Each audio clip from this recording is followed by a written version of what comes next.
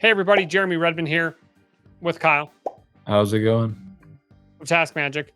And we are going to go over one thing which is very important to Kyle, which is an automation specific advanced settings. So, and said in another way, advanced settings per automation, or the advanced settings inside of the automation itself. And what we mean by that is this. There's two ways to find this, right, Kyle? Or is there just one? Just one. Okay. So when we go to an automation, okay, there's not much here, but when we go to this automation, you'll see all the automation settings and options and buttons that you can do here on the left-hand side, which we've covered. Now we have play steps, add proxy, manage trigger, rename automation, task history, filter by, recapture steps, send to Google Sheets, send to webhook, and advanced settings. This is what Kyle wanted to do. Okay, Kyle, what are advanced settings?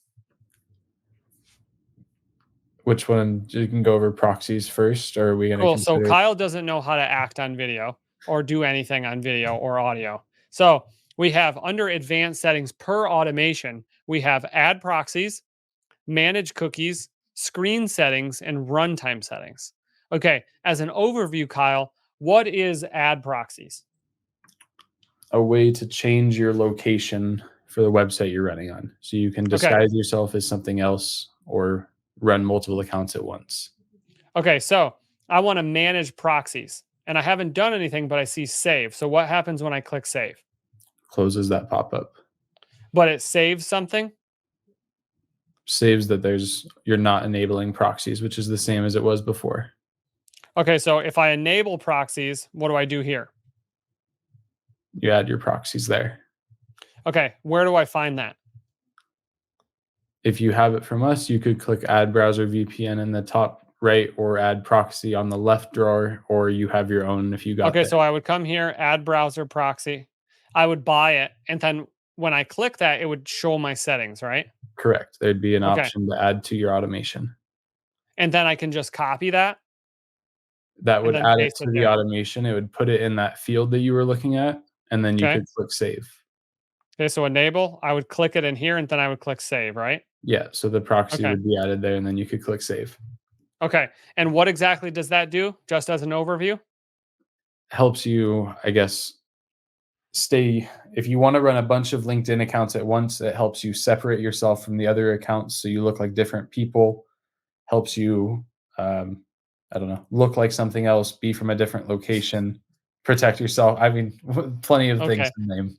Kyle cannot speak for his life. Okay. All right. So that's add proxies. We covered that in another video. We can link that is in here as well in this article and in the description of the video. But so the second thing, so that's proxies. That's browser VPNs, right, Kyle? That's proxy IPs. Yeah. Correct. Cool. So we should probably add proxy IPs or something here. Like we should probably make this match this description. So now the second one is manage cookies. Okay. We did this cookies tutorial, and it's one of the two videos that you're guided through to make sure that you watch because it's very important. Now, we had a customer do this the other day. This is how you manage the cookies or redo the cookies or edit something or manage something that you put in the beginning. You go to that extension, you click the cookies, you copy that or export the cookies from that logged in website. Say your automation includes YouTube or so let's say LinkedIn.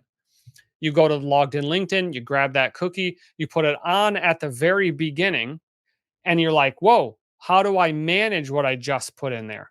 This is how you do that. Is that correct, Kyle? Correct. Great.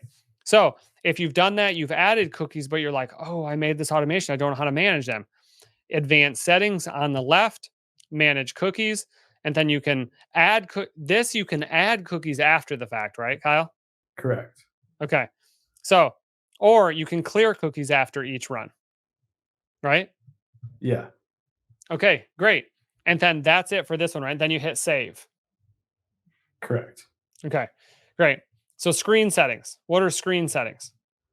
This is if I think some people have had to run websites that had to run from a mobile phone. So if you set the browser size to be mobile phone dimensions, it helped trick the website.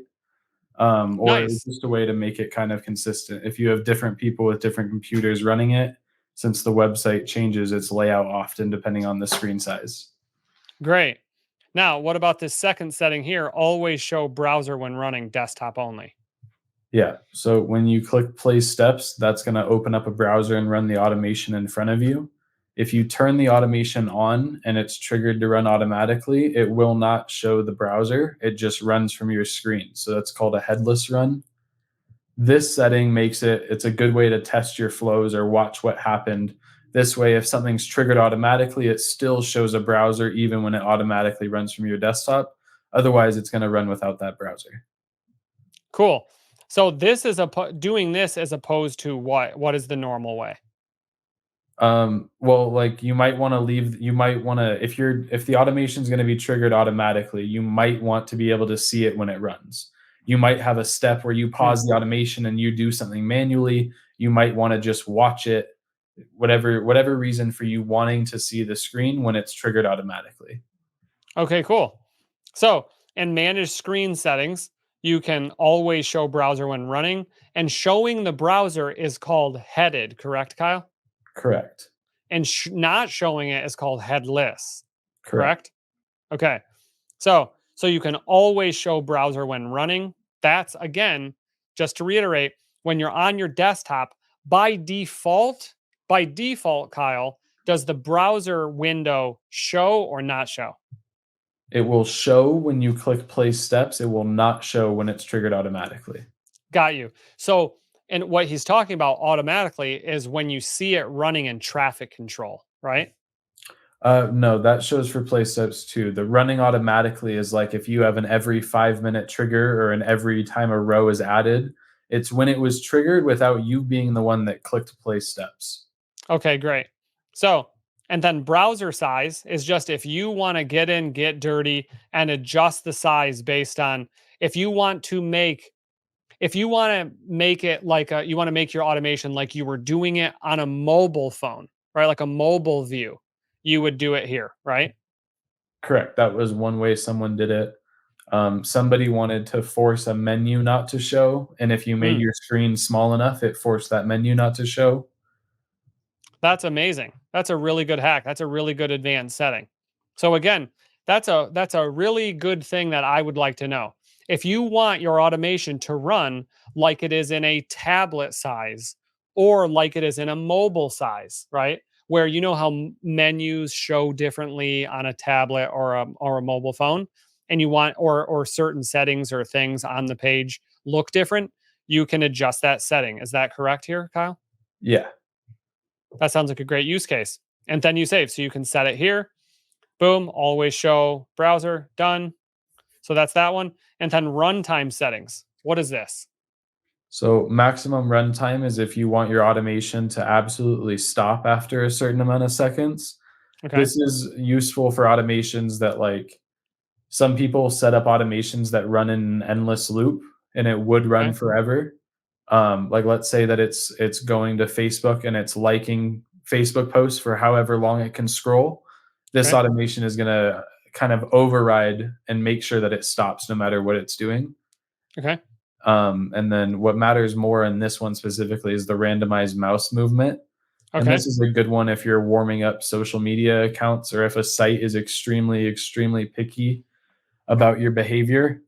This just helps you look like more of a person instead of looking like someone who knows exactly what button they want to press and what they want to type every single time they visit the website.